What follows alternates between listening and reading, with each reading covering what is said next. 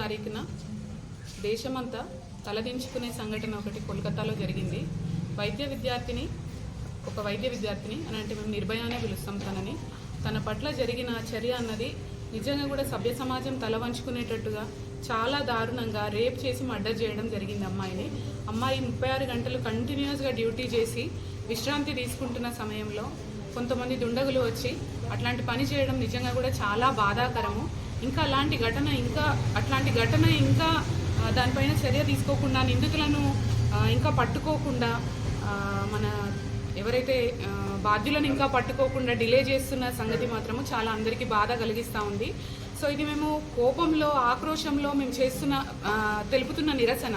ఒక ఆడపిల్ల అసలు భూమి మీదకి రాకముందు నుంచే స్ట్రగుల్ అవుతుంది. భ్రూణ హత్యల నుంచి మొదలవుతూ చిన్నపిల్లలు స్కూల్కి పోతూ ఉంటే వాళ్ళని అత్యాచారం చేయడము, స్కూల్ పిల్లల్ని కూడా వదలకుండా, దాంతోపాటు మళ్ళీ పెద్దగా అయ్యి వాళ్ళు చదువుకుంటున్నారు. అరే బేటీ బచావో బేటీ పడావో అని అంటున్నారు. చలో స్కూల్కి పోతున్నారు, కాలేజ్కి పోతున్నారు, చలో విద్య ఇంకా పై చదువులు చదువుకుంటున్నారు అని అనుకుంటున్న సందర్భంలో కూడా ఇలాంటి ఘటనలు జరగడం నిజంగా కూడా సభ్య సమాజం ఖచ్చితంగా తలదించుకోవాల్సిన పరిస్థితి ఈరోజు ఉంది.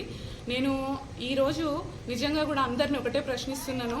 చాలా సంఘటనలు జరుగుతున్నాయి, చాలామందికి సపోర్ట్ చేస్తూ ఉన్నారు. డాక్టర్స్ని చాలా అంటే ఈ విషయంలో మాత్రము ఏ పొలిటీషియన్ కావచ్చు, తర్వాత వేరే సంఘాలు కూడా ముందుకొచ్చి నిరసన తెలుపకపోవడము చాలా బాధ కల్పిస్తూ ఉంది మా అందరికీ కూడా. మా ఫెటర్నిటీ నుంచి మా మెడికల్ ఫెటర్నిటీ మాత్రము దీనికి తీవ్రంగా ఖండిస్తూ ఉంది. ఇలాంటి సంఘటనలు మరీ ఇంకోసారి జరగకుండా వైద్య విద్యార్థులకి ఖచ్చితమైన అంటే ఫెసిలిటీస్, తర్వాత ప్రొటెక్షన్, దానికి సంబంధించిన లాస్ చాలా గట్టిగా తీసుకురావాలని మేమంతా కోరుతా ఉన్నాము.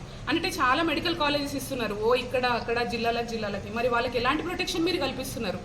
మీరు ఎలాంటి వాళ్ళ పేరెంట్స్కి మీరు భద్రతను మీరు కల్పిస్తూ ఉన్నారు?